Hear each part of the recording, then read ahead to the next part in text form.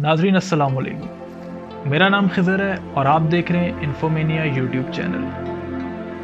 Viewers, जैसा कि हमने आपको बताया था कि हमने पर्सनैलिटी सीरीज़ स्टार्ट की है जिसमें हम दुनिया की 1000 great personalities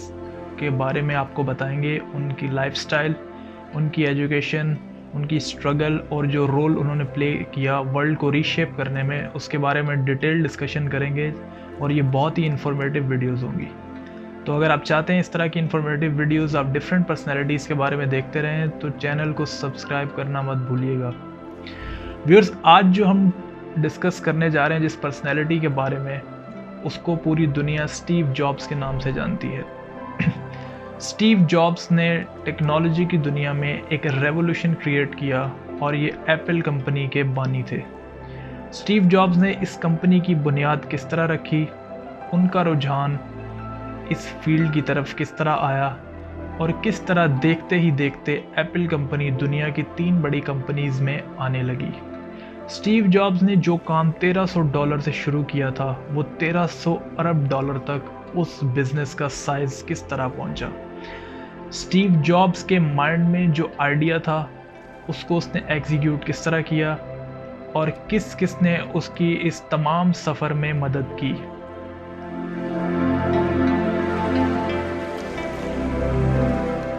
viewers, Steve jobs ने HP कंपनी में इंटर्नशिप भी की। उन्होंने स्टार्ट किया अपना करियर। उन्होंने सोचा कि जो उनका पैशन है उसको फॉलो करना चाहिए और वो उन्होंने कुछ अरसा उस कंपनी में इंटर्नशिप भी की और उनके पैशन को देखते हुए कंपनी की मैनेजमेंट ने उनको इंटर्नशिप देने का फ़ैसला कर लिया। स्टीव जॉब्स का जो माइंड था वो बहुत ही क्रिएटिव था और बचपन ही से वो डिफरेंट एक्सपेरिमेंट्स करते रहते थे और उन्होंने एक ऐसा बॉक्स भी बनाया जिसको फ़ोन से कनेक्ट करके आप फ़ोन का जो बिल है उसको रिड्यूस किया जा सकता था। इस एक्सपेरिमेंट की कामयाबी के बाद उनका हौसला इतना बढ़ गया कि उन्होंने सोचा कि अपनी जो कैपेबिलिटी है और कैपेसिटी है उसको और एक्सप्लोर करना चाहिए ताकि वो और कामयाबियां हासिल कर सकें। तो स्टीव जॉब्स जो बचपन में एक बहुत ही इतना कोई लाइक स्टूडेंट नहीं समझा जाता था और ये एक बैक बेंचर था और ये पढ़ाई को अवॉइड करता था और इसके बहुत ही बिलो एवरेज मार्क्स आते थे।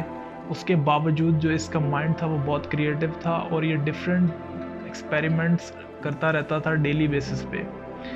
तो किसी को ये अंदाज़ा नहीं था कि वो अपनी लाइफ में आगे जाके इतना कामयाब हो पाएगा।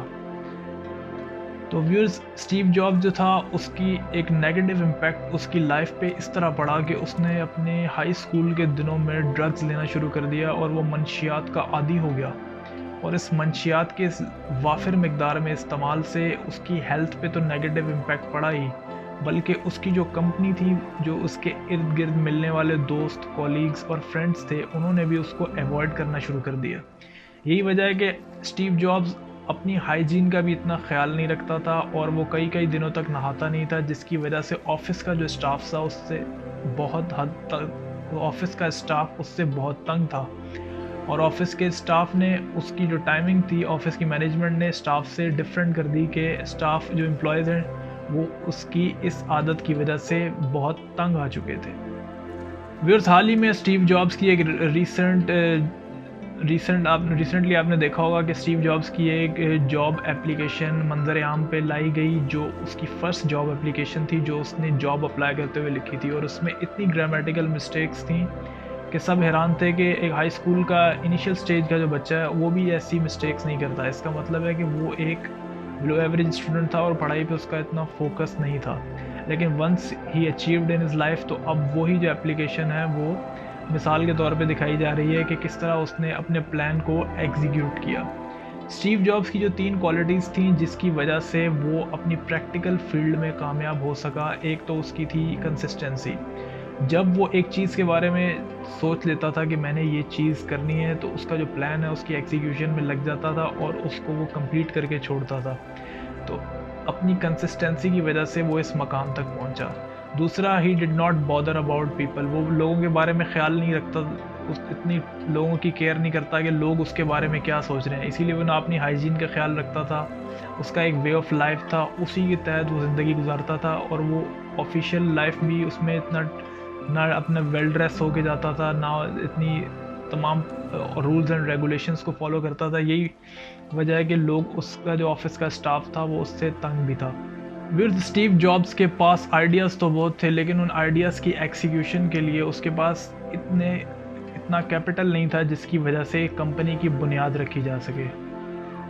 यही वजह है कि उसने अपने आइडियाज़ डिफरेंट लोगों से मिलके उनको पिच करने शुरू कर दिए और उनको इस बात पे कन्विंस करने लगा कि अगर वो उसकी मदद करें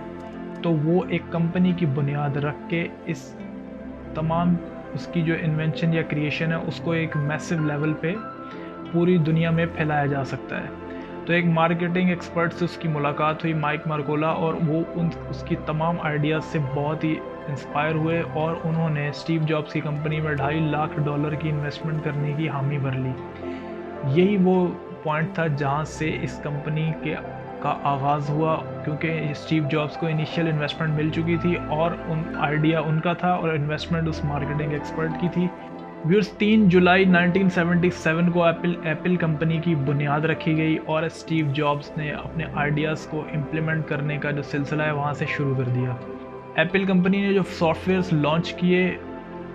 उसी को कॉपी किया डिफरेंट कंपनीज़ ने भी, और जो डिजिटल वर्ल्ड में एक रेवोल्यूशन था और आप जानते हैं एप्पल की क्रेडिबिलिटी इस बात से भी है कि इसका सॉफ्टवेयर जो है वो क्रेडिबल है और वो सॉफ्टवेयर हैक नहीं होता, जिस वजह से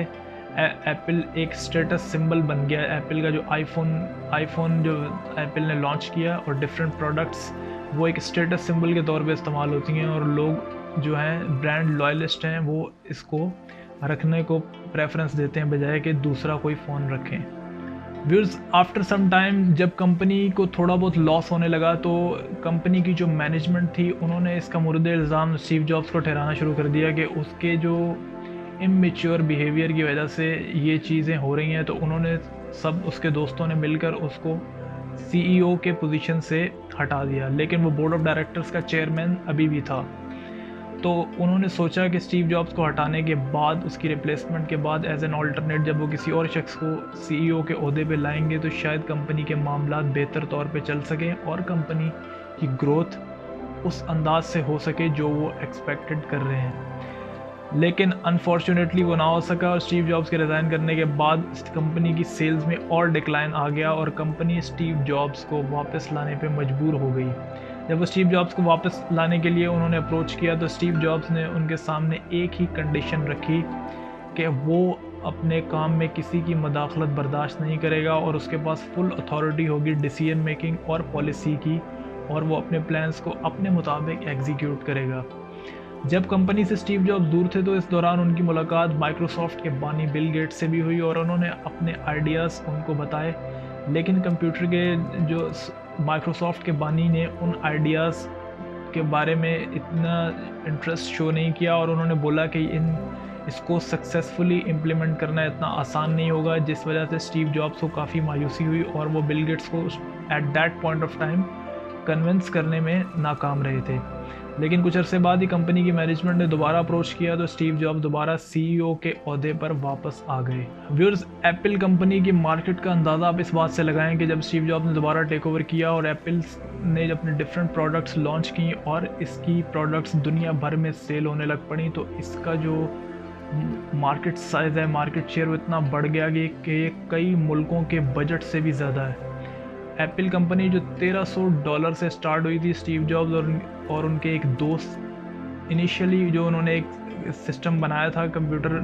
जो सॉफ्टवेयर जो बनाने की वो कोशिश कर रहे थे, उसमें उनके पास इनिशियल जो इन्वेस्टमेंट थी वो सिर्फ $1300 थी और इस $1300 को एप्पल 1300 अरब डॉलर तक ले गई, जो कि कई मुल्कों के बजट से भी ज़्यादा है।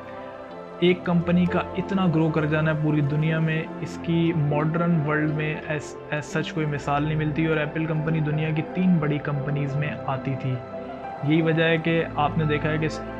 एप्पल को बहुत से लोगों ने प्रेफर किया और एज अ ब्रांड, जो ब्रांड लॉयलिस्ट हैं, जो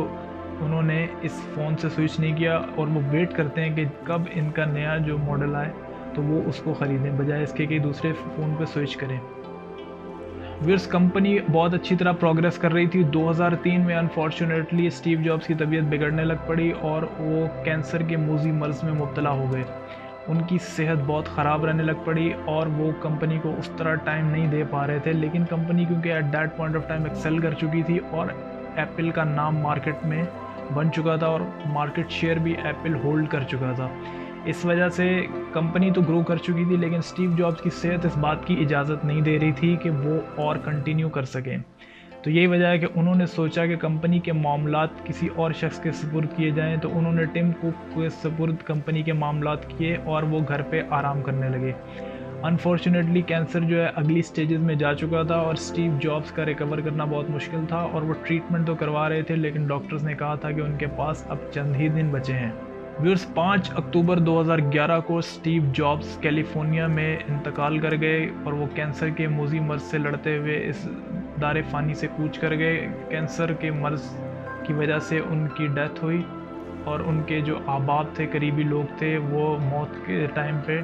उनके करीब ही मौजूद थे। और कहा जाता है कि स्टीव जॉब्स ने जो लास्ट 3 वर्ड्स मरने से पहले कहे थे वो थे oh wow, oh wow, oh wow. ये वो जो उसके करीबी लोग मौजूद थे उन eight that point of time, उन्होंने ये वर्ड्स बताए हैं और ये उनकी बायोग्राफी जो छपेगी और जो उनके बारे में लोग लिख रहे हैं उसमें भी ये मेंशन हुए हैं कि स्टीव जॉब्स ने अपनी ज़िंदगी इस तरह गुजारी कि उन्होंने एक डिजिटल वर्ल्ड क्रिएट कर दी और उसमें एक रेवोल्यूशन ले आए एक ऐसे ब्रांड के ज़रिए कि जिसने पूरी दुनिया को कनेक्ट कर दिया और एक ऐसा ब्रांड जिसकी वजह से लोग जिस पर ट्रस्ट करते हैं और एक ट्रस्ट रिलेशन बिल्ड हो गया कस्टमर में और कंपनी के दरमियान। तो व्यूअर्स, स्टीव जॉब की जो स्ट्रगल थी जहाँ से वो उठे और एक इनिशियली उन्होंने अपना बिल्कुल फ्रॉम नोवेयर एक अपना स्टार्ट लिया और with the passage of time वो ग्रो करते करते इतना आगे वो बढ़ गए कि उन्होंने एक ऐसी कंपनी की बुनियाद रख दी कि जिसकी मिसाल नहीं मिलती। तो ऐसी शख्सियत से हम ये सबक हासिल कर सकते हैं कि अगर आपका इनोवेटिव और क्रिएटिव माइंड है तो आप भी अपने माइंड को यूज़ करते हुए अपने मुल्क के लिए ऐसी खिदमत अंजाम दे सकते हैं जिसके ज़रिए आप अपने मुल्क की तरक्की में अहम किरदार अदा कर सकें। जो स्टीव जॉब्स के बहुत से फ़ैन पूरी दुनिया में, उम्मीद है ये इन्फॉर्मेटिव वीडियोस उनको पसंद आएगी और आप अपना वैल्यूएबल फीडबैक इस कमेंट सेक्शन में ज़रूर दीजिए और बताइए कि आपको वीडियो कैसी लगी। Don't forget to subscribe that channel. Until next time, अल्लाह हाफिज़।